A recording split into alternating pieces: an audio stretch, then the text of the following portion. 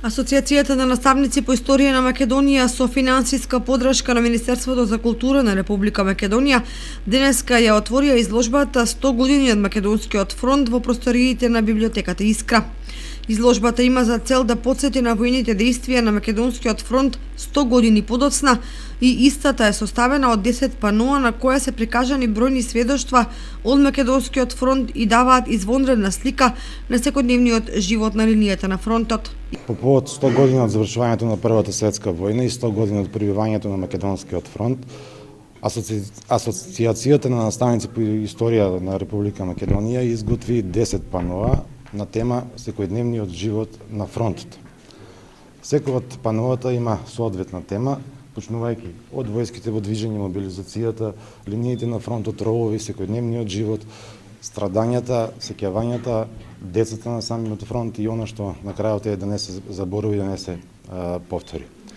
Оваа изложба е од патувачки карактер, значи поминува низ повеќе градови низ Република Македонија, беше поставена на 3 ноември во градот Битола, после Прилеп, Скопје, оваа недела е во Кочани, потоа заминува во Велес, Струмици и така натаму.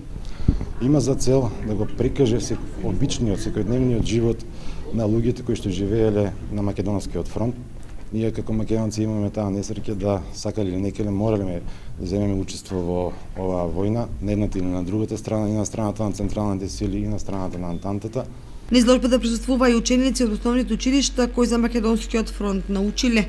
Денеска го одбележуваме 100 години од крајот на Првата светска војна и 100 години од Македонскиот фронт.